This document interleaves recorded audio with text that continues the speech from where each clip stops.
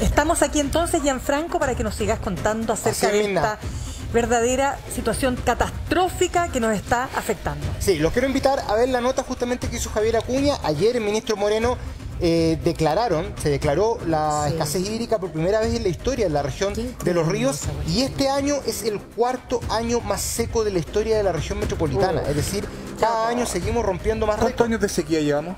Llevamos 13 años, o sea, hay 13 años en promedio, podríamos decir, porque hay regiones que llevan un poquito más y hay regiones que llevan un poquito menos.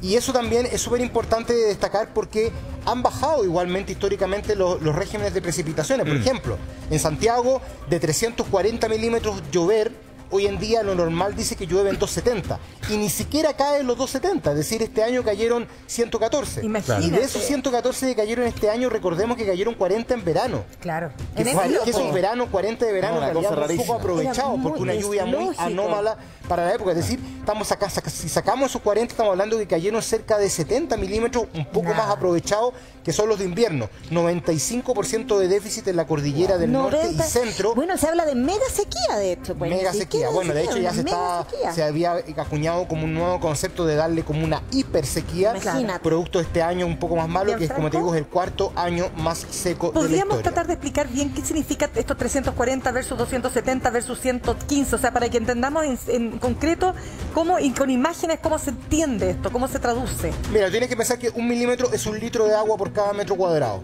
Ya. Es decir, en promedio, en los años 80, en Santiago caían 340 litros de agua por cada metro cuadrado de la región metropolitana. En un año completo. Es muy distinto el concepto de sequía al concepto de escasez hídrica. Eso hay que tener súper claro, son dos conceptos muy distintos. Explícanos la diferencia. La sequía es un concepto más meteorológico. No llueve lo que tiene que llover. Tenemos un vaso con agua. Un vaso con agua, no sé si la Cote tiene por ahí el vaso con agua que me lo puede pasar, para explicar un poquito. Mira, este vaso con agua es lo que ha caído de precipitación este año. Si no sigue cayendo agua en este vaso, no seguimos acumulando, por lo tanto es sequía. Pero si este vaso lo dispongo solamente para mí, probablemente este recurso me va a alcanzar. Pero si este vaso yo lo pongo al medio y es para todos, lo vamos a agotar. Va a bajar porque somos más los que estamos consumiendo y va cayendo menos, que es la precipitación. Por lo tanto, ahí pasa a ser escasez hídrica. ¿Por qué? ¿A qué les quiero decir con esto? La escasez hídrica no solamente depende de la lluvia, la escasez hídrica también depende de cómo estamos consumiendo el recurso. Por eso es importante que si tenemos menos, también lo consumamos de una manera más responsable. O sea, el problema es de las dos cosas. O sea, tiene que ver la sequía y la escasez hídrica, totalmente, pero no es el único responsable. Es la distribución, es cómo lo estamos distribuyendo, cómo lo estamos usando el recurso. Pero es horrible, que me asusté. Totalmente. Oiga, lo felicito por la pedagogía.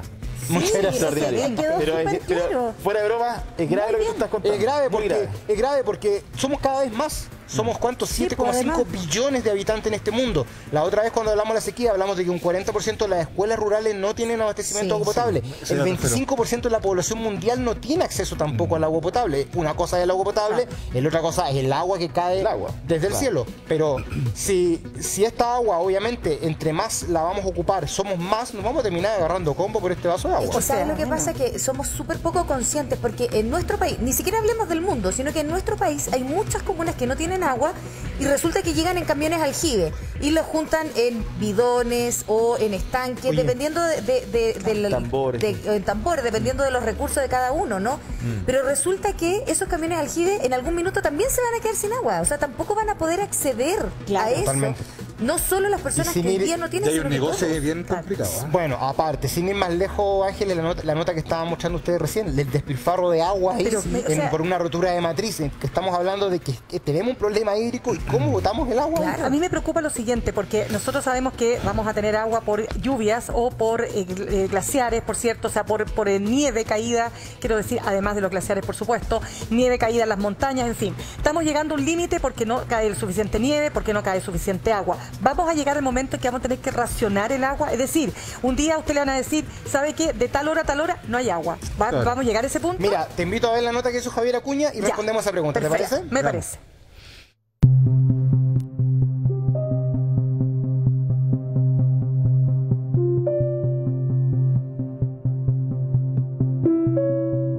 Ya son 13 años desde que la sequía golpea a nuestro país.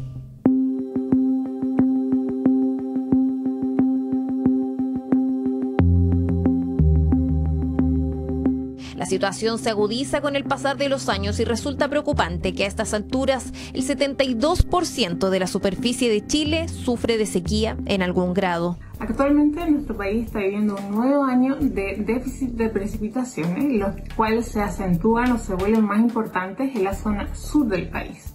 Particularmente tenemos que la ciudad de Concepción y también Valdivia registran a la fecha el año más seco de sus registros. Ahora, en la zona centro del país, Santiago registra un déficit del 67%, lo que equivale a solo 114 milímetros acumulados, y a la fecha se convertiría en el cuarto año más seco desde 1950, que no solo afecta a la zona centro del país, sino que también abarca desde aproximadamente la región de Coquimbo hasta la región de Magallanes. 2021 pasará a la historia como el cuarto año más seco desde que tenemos registro, y por increíble que parezca, llevamos 6 meses consecutivos de aumento en el consumo de agua en distintas ciudades y particularmente en Santiago, según datos recientes del Ministerio de Obras Públicas.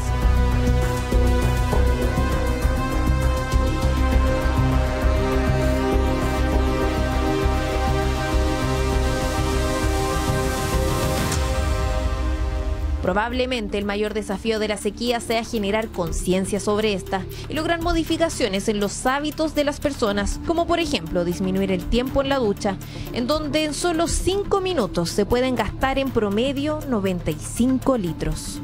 ¿Cuánto tiempo? 15 minutos más o menos. 10, 15 minutos diariamente. Ay, 5, 10 minutos. 5 minutos. Unos 6 minutos con el pelo. 15, 20 minutos. Otro factor potenciador en la sequía es el aumento de las temperaturas. Ya llegó el verano a Chile y el panorama no es alentador, pues con este el consumo de agua se dispara en algunos casos hasta en un 60%. De acuerdo a los escenarios de cambio climático, este año va de la mano con estas proyecciones que indican una disminución importante de las precipitaciones cercanas al 20% hacia el 2030 y el 2050, sobre todo en la zona centro y la zona sur del país. Esto además está asociado a la tendencia de aumento de temperaturas que también está en estas proyecciones de cambio climático y que precisamente nuestro país ha estado sobre todo viviendo durante los últimos veranos, donde la temperatura ha ido en un constante aumento. ¿Cuál es la señal que nos hace falta para que nos demos cuenta que la sequía ya se instaló y que sus efectos pueden ser tan extremos como llevarnos al racionamiento de agua en un futuro no tan lejano? Nosotros nunca hemos descartado un racionamiento, hemos dicho que estamos haciendo todo para evitarlo y lo hemos logrado, como no se logró en las ocasiones históricamente mucho menos graves que las que hemos tenido ahora. Pero históricamente hemos tenido racionamientos de agua y de luz en diversas ciudades de Chile frente a situaciones mucho menos difíciles que esta. Por lo tanto, hemos redistribuido el agua y por lo tanto hoy día, si no hubiéramos redistribuido el agua, no tendríamos agua para evitar un racionamiento ni en Santiago, ni en Valparaíso, ni en otras ciudades. Ante señales tan claras, comunas como Las Condes y Providencia han tomado cartas en el asunto. Hace una semana lanzamos la campaña Menos agua, más conciencia, basado en la ordenanza municipal que limita el horario de riego de los espacios públicos, también de los antejardines, pero sobre todo que promueve un uso responsable del agua. Durante el primer mes serán partes de cortesía, después empezarán eventualmente las multas, pero no queremos llegar a esa situación. Todo lo contrario, queremos generar un cambio cultural, un cambio de hábito en todos nuestros vecinos. En Providencia estamos tratando de cuidar el agua, hemos instalado riego automático y en muchos sectores incluso con telegestión, lo cual permite ahorrar un 15% adicional al sencillamente automático. Además, en aquellas zonas donde hay pasto, pero que no se usa como pasto, no se usa para jugar ni para sentarse, etc., lo estamos reemplazando por plantas que requieren más o menos la 10ª parte de agua que el pasto. Son plantas mediterráneas, bien adaptadas a nuestro clima, pero que además dan frutos y flores durante todo el año, lo cual le va dando alimento también, ¿no es cierto?, a abejas, mariposas, pájaros, etcétera, y nos contribuye a la belleza y a la biodiversidad. Además, hicimos una ordenanza que prohíbe regar dentro de las horas de mayor calor. La tendencia es a que cada vez sean más los municipios que restrinjan los riegos y así generar cambios que permitan disminuir el uso del agua. Pero los ciudadanos también debemos tomar un rol activo en el cuidado de este recurso. Jardines, ¿no? Más suculentas y menos flores que demanden mucha agua. Reutilizar el agua. Sí, bueno, a raíz de la escasez de ahora es una ducha bola, rapidito. Antes me demoraba incluso 20, pero antes, hace años, y ahora me demoro 10 minutos en realidad generalmente. Bueno, economizo mucho yo y también estoy reciclando mucho. ¿Se ha imaginado cómo sería la vida con un racionamiento de agua más radical? Una realidad que parece lejana, pero que ya ha llegado a ciertos puntos del país. Probablemente los cambios en los hábitos de los ciudadanos aún no se adaptan a las necesidades que demanda una sequía tan potente. Pero de a poco vamos avanzando en generar conciencia ante la peor situación hídrica que hemos experimentado en nuestra historia y en donde todo indica que no habría vuelta atrás. Qué tremendo, ¿eh? Fíjate que la primera cosa que no se le ocurre decir es que ya estamos al límite, no hay tiempo que perder y las decisiones son ahora, son urgentes. Eran para ayer, inmediatas. Eran para ayer, mejor y todavía. antes de ayer también, porque ya el año pasado. Pero sobregirado en esta cuenta. Y algo que se viene diciendo hace hartos años también, es decir, ya que estemos hablando de escasez hídrica en una región tan del sur del país como es Los Ríos, ya hemos pasado por varias regiones ya, es decir, toda la zona central, la zona centro-sur, hace años que tiene problemas. Chiloé también es un sector que tiene hartos problemas porque Chiloé no tiene cordillera, es decir, ahí recibe el agua de la lluvia y eso. Y ya el verano pasado la gente notó que se empezó a secar el pasto, porque hubo 10 días que no llovió, es decir, en un lugar que está rodeado de agua, claro, está rodeado de agua salada y en realidad el agua para regar, para tomar, no nos sirve el agua salada. Gianfranco, cuando hablábamos de este tema hace tantos años, ¿no? Y se hablaban de represas, se hablaban de estanques, se hablaban de tantas medidas que uno las veía a lo lejos y decían son obras tan a largo plazo. Y siempre fueron promesa de campaña, no nos olvidemos. Sí, nosotros, los habitantes, los ciudadanos de a pie, ¿tomamos conciencia o ahora que nos dicen efectivamente podríamos estar horas del día sin agua en el consumo, abrir la llave y que no salga agua? Recién nosotros estamos tomando la conciencia. Una cosa son las autoridades y sus responsabilidades, pero la otra es la nuestra también. Sí, yo creo que, no sé qué piensan ustedes, pero yo creo que el chileno en general es bastante reactivo y nos ha pasado mucho en los llamados desastres naturales también, que esperamos a lo mejor verlo y impactarnos por ver que nos sale agua de la llave, como pasó, por ejemplo, en Petorca, ahí en la escuelita, ¿se acuerdan que estuvimos hace poco tiempo? A ser más preventivo. Pero es algo que yo creo que está bastante cerca, en la región de Valparaíso, en la región metropolitana. Yo creo que en varios años más, si es que no se revierte el escenario hídrico, si es que no vienen años al menos normales, no ni siquiera años sobre lo normal, ni siquiera pensar un año como el año 82, que cayó el doble de lo que cae de precipitación en Santiago, es decir, ya es un desastre, pasa a ser el polo contrario, pero ni siquiera años normales, porque este año que viene, en 2022, se ve igual. No sé si más seco o menos seco, pero se ve un año seco. Tenemos 3 posibilidades para tener agua dulce para tomar. Glaciares. Ya sabemos que en Chile hay 2 que están generando positivo de 24.000, es decir, 2 de 24.000. Lluvia, sabemos que hay menos, hasta Valdivia. Valdivia registró este año un 45% de déficit. Y por otro lado, la nieve. La nieve en la zona central y centro-sur, un 95% de déficit este año, y Coquimbo, 100%, es decir, Coquimbo no tiene nieve. Y la nieve es el agua que abastece la primavera, es el agua que comienza a derretirse, a bajar, ¿qué hacemos entonces? ¿Cómo enfrentamos esto? Yo tengo una pregunta antes, ¿puedo? Muy cortito. Lo que pasa es que cuando hablamos de glaciar, tenemos 24.000 y hay 2 que están positivos. ¿El glaciar se alimenta de algo? ¿Puede crecer eventualmente? Sí, pues el glaciar, su vida es no solamente lo que vemos a veces en las imágenes cuando habían esos tours a los glaciares que veíamos caer. No, los glaciares crecen, pero los glaciares también se degradan, se eliminan, ahí van las estaciones del año un poquito.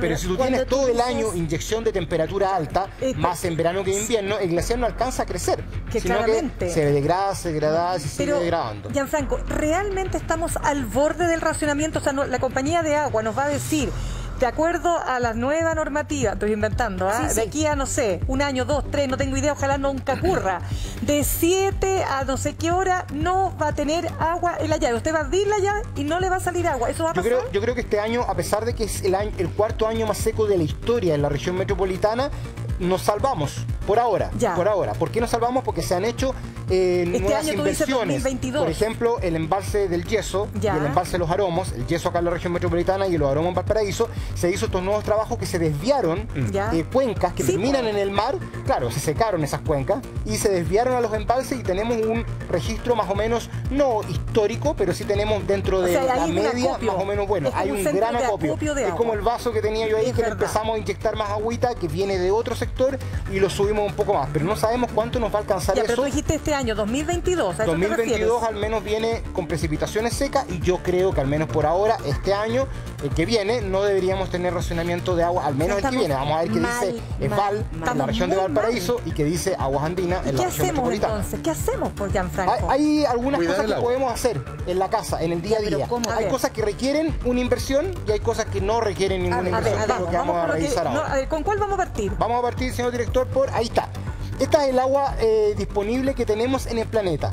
Pero fíjense, la gran proporción y la gran diferencia. El agua salada no nos sirve, salvo que la desalinicemos. Y es muy caro ese proceso. Es muy caro. Quiero hacer esa pregunta súper lesa, perdón, pero es que me lo he preguntado bien. Oye, ahora si no hay preguntas lesas. Sí, sí hay. 97,5% de agua salada, de acuerdo, pero por Dios que hay agua en este planeta. Es muy caro, ¿qué es lo que pasa? Porque o es inservible para siempre. O sea, desalinizar agua hay en muchas partes del mundo, hay plantas desalinizadoras. Es caro, para nuestro país todavía. Hay plantas desalinizadoras en Chile, principalmente en el norte. Pero también, ojo, que no es la panacea, tiene su impacto al medio ambiente, igualmente, con la fauna, con la flora marina, es decir, que ahí tenemos que pensar traslado del agua. ¿Cómo? Es otro tema, el traslado del agua. El traslado del agua. Exacto, los famosos, ¿cómo le llaman? Los carriles, no sé cómo se llaman los... O sea, es económico. Básicamente es un tema económico. Es un tema económico por un lado, pero también tiene su impacto importante al medio ambiente, a la flora, a la fauna marina, porque vas a generar un impacto, vas a cambiar las condiciones que tiene el océano más de lo que ya la hemos cambiado. Pero espérate, ya. Vamos a ser abogados del diablo. No importa, sacrifiquemos la fauna y la flora marina. Total, estamos en riesgo nosotros los humanos, si lo miráramos desde ese punto de vista. Eso también rompe la cadena de la naturaleza, ¿no? Totalmente, sí. En el sentido de que vamos a tú le vas a sacar agua a una superficie llamada océano y eso va a impactar igualmente, muy a largo plazo. Nosotros no vamos a ver los impactos, probablemente lo van a ver nuestros nietos, nuestros bisnietos, pero tú modificas el ciclo hidrológico. Pero hay una persona hace un ratito, cuando lanzamos que digamos con la nota más ratito, me mandó la lluvia artificial. Todo lo que es artificial, no sé si se acuerdan, en Emiratos Árabes hicieron una lluvia con drones y se les fue de las manos y dejaron una inundación de aquellas. Pero ¿cómo se puede eso es artificial? Eran unos drones que le aplican electricidad a las nubes, la electricidad sacude las nubes y le bota el agua que tiene. Pero Lavín quiso hacer algo así, pero con unas nubes, como que le iban a disparar unas nubes, Lavín. No, acá en Chile se hacía el bombardeo de nubes con yoduro de plata. Se le aplica yoduro de plata con aviones a las nubes, pero ahí aumentas, me parece que un 10% la posibilidad de precipitación. Muy poquito y la inversión es muy grande. ¿Y que cayó menos lluvia que voto? Se le fue las manos, dice usted. En Emiratos Árabes se le fue las manos y ocasionó una lluvia, una inundación, pero tremenda, porque llovió más de lo que se estimaba, ¿cachai? O sea, funciona, pero también generamos un impacto a largo plazo, porque cambia de ciclo hidrológico, estás modificando la naturaleza. Ahora, y lo otro con el agua salada es que hay otro impacto más. O sea, el impacto que tú dices no creo que se vea tan después si lo utilizáramos, porque nuestro mar además está sobreexplotado, que ese es otro tema. Entonces ya tenemos un océano que está absolutamente contaminado en muchas partes del mundo. Está acidificado, aumento de temperatura en el océano. Absolutamente, especies que nunca más se vieron. Entonces ahora además, claro, quitar esa agua... sí, bueno, eso es lo importante saber, que solamente el 2,5% del agua disponible en el mundo está disponible para nosotros, para tomar, porque es el agua dulce. Por lo tanto, ahí está el desafío de tomar de ese 97,5 y poder desalinizar. Vamos a la siguiente gráfica, que nos va a mostrar justamente el tema que hablábamos hace un ratito de los glaciares. El 70% del agua disponible es de glaciares, nieve y hielo, ¿ya? El 70% del 2,5. Del 2,5. Del 2,5 solamente, es decir, muy poquito. Partimos con un bidón así, terminamos así. Menos del 1% de ese 70% del 2,5% está disponible para el consumo humano, es decir, es muy poquito. Y tenemos un 29% que quizás puede ser un desafío, que son aguas subterráneas que son más difíciles de acceder, para ojalá poder aumentar un poco ese 1%. Que son como los pozos que se hacen, ¿no es cierto?, para tratar de... Quiero hacer otra pregunta más lesa todavía. Ya, pues bueno, me las dice ella, me las dice Francesco, pero quiero que yo las haga para que él no quede... ¿Por qué? Para no ser el leso él. Exacto, pero como soy buena amiga Lara. ¿Por qué menos del 1% está disponible? O sea, cuando a mí me dicen hay 24.000 glaciares y solo 2 podemos usar, ¿por qué? Porque hay muchas actividades productivas que también ocupan agua.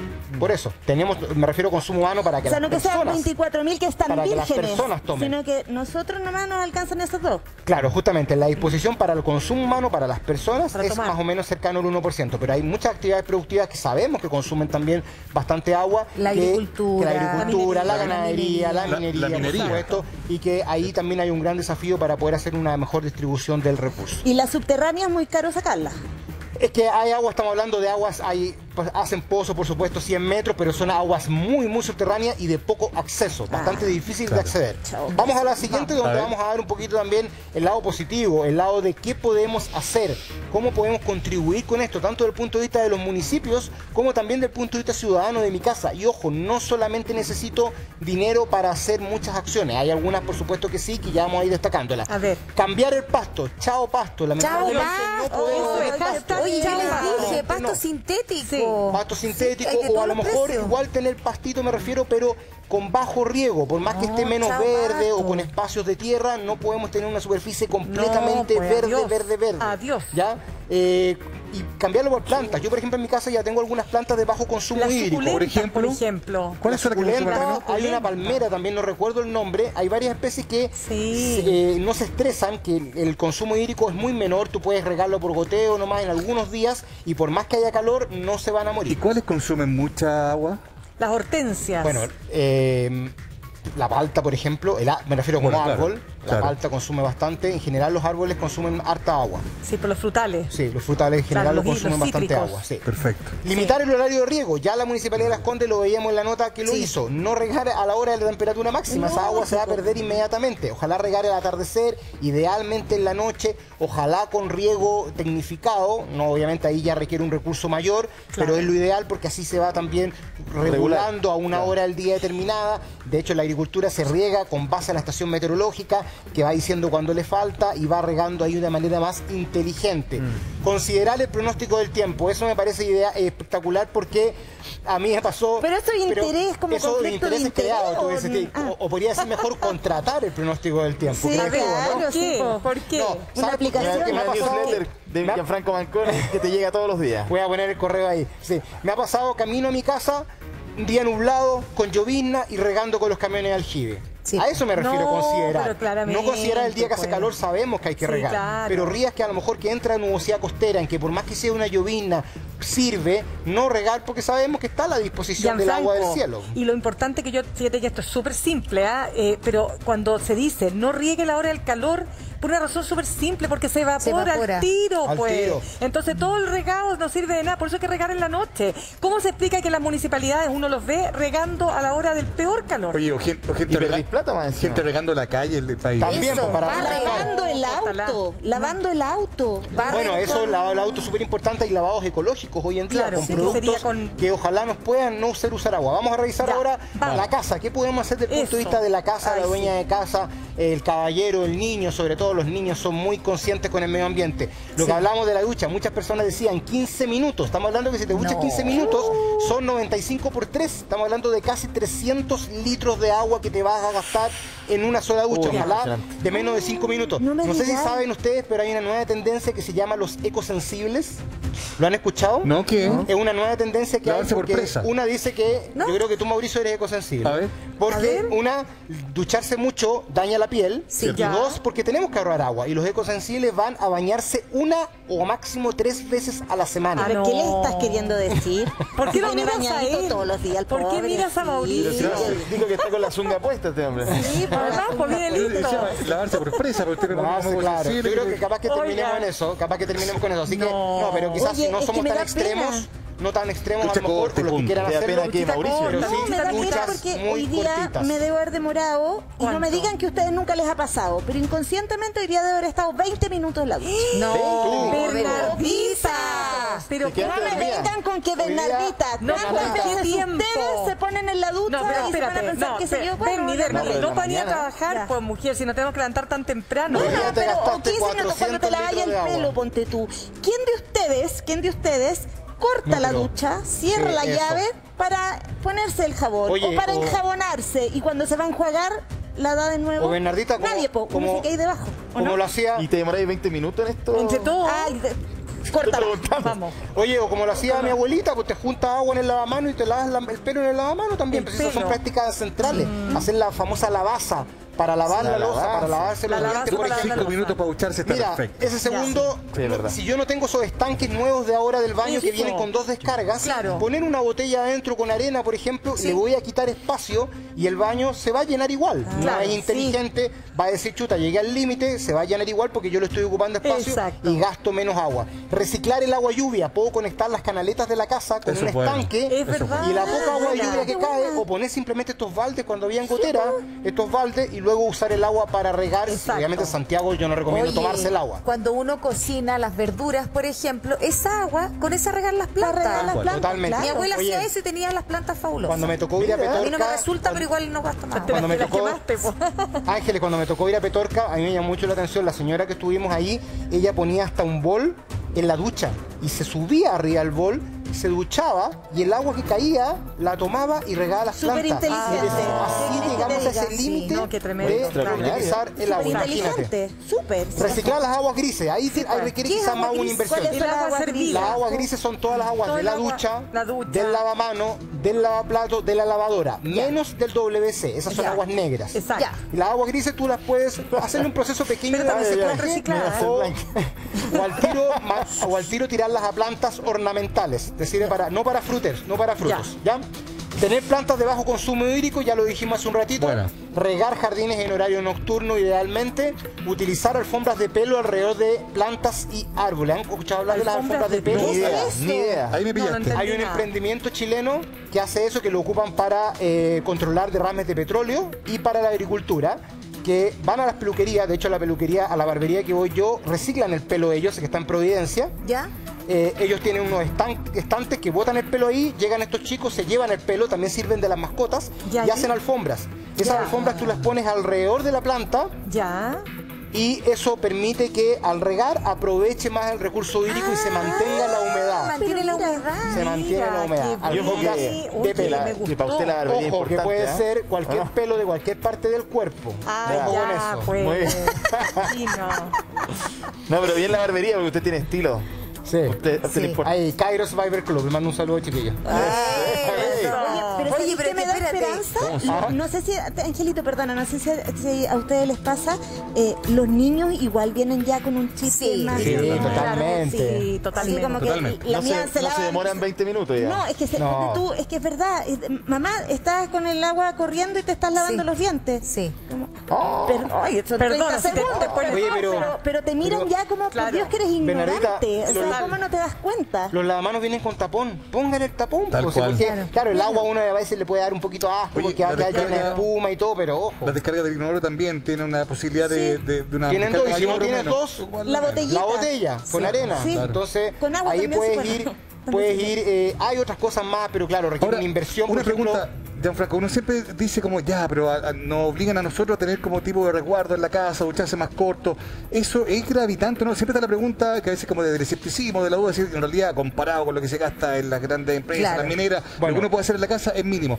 ¿Es real eso o no? O sea, ¿es gravitante que uno tome una conciencia? Todas estas acciones que podemos hacer en el hogar van a ese 1%, que en realidad uno puede decir, chuta, 1% no es nada, pero creo que hoy en día, ante el problema de la crisis que tenemos, todo suma. Todo suma. Obviamente que necesitamos también un aporte de la industria, pero también nosotros necesitamos un aporte nosotros individualmente. Les iba a comentar, por ejemplo, hay un emprendimiento, un invento que es chileno, que te permite, por ejemplo, uno gasta a veces harta agua en esperar que se caliente el agua. Sí. Entonces este emprendimiento chileno, el agua no sale de la llave hasta que el agua está caliente. Eso es bueno. Se instala ahí un dispositivo que obviamente tiene un costo determinado, pero mientras el agua no llegue caliente no sale. Entonces así evitamos la pérdida de esa agua, que yo creo que es harta, mientras el calefón actúa y mientras el agua se calienta. Oye, y nunca desincentivar la acción de los niños, a propósito de lo que decía la Berni. Cuando yo les conté que a mi hija le regalaron en el colegio un reloj de arena que dura 3 minutos y eso debiese durar tu ducha. Uno como mamá o papá no puede, déjate, apúrate. No, pues, o sea, no eso se le ocurre. Realmente sería súper negativo para las próximas generaciones. Gracias. Gracias, chiquillos, cuídense. Muchas gracias. Muchas todos gracias. mañana ecosensibles. Sí. Váyanse mañana, por favor. Con balde.